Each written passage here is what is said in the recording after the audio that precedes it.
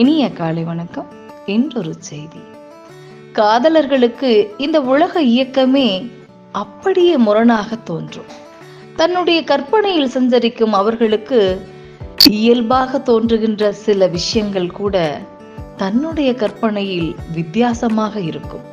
அப்படி அவர்கள் கற்பனைக்குள் கொஞ்சம் சஞ்சரித்து வரலாம். வாருங்கள். பக்கத்து வீட்டு சேவல் எதிர் வீட்டிலே முட்டையிட்டு சென்றது. நீல நிற சூரியன் எப்போதும் போல மேற்கிலே உதித்து கிழக்கிலே மறைந்தது. பன்னிரு வண்ண வானவில் கொளுத்தும் வெயிலிலும் குளிர் காய்ந்தது. ஓசோன் ஓட்டையினை சரி செய்ய சித்தால் சிமந்து கலவையை தயார் செய்கிறார். கம்பன் கவி பாட தெரியாமல் தற்கொலை செய்ய முயற்சிக்கிறார். நிலவு விண்மீனுடன் சண்டை போட்டு செவ்வாய் கிரகத்திற்கு சென்று சேர்ந்தது. ஔவையாரோ காதலனை காண ஒப்பனை செய்து கொண்டிருக்கிறார்.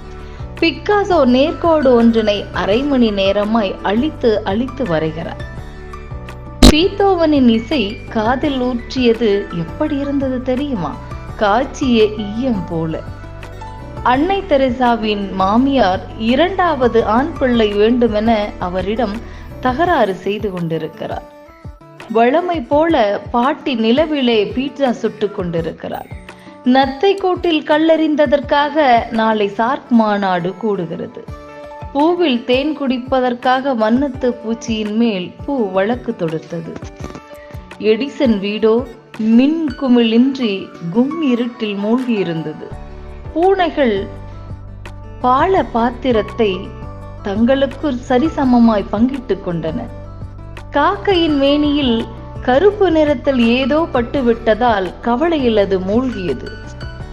மழையின் வெப்பத்தால் பயிர்களெல்லாம் கருகி போயின. இப்படித்தான் காதலர்கள் காலமெல்லாம் விசித்திரமான உலகில் வாழுகிறார்கள். இந்த விசித்திர உலகம் அழகானதுதான்.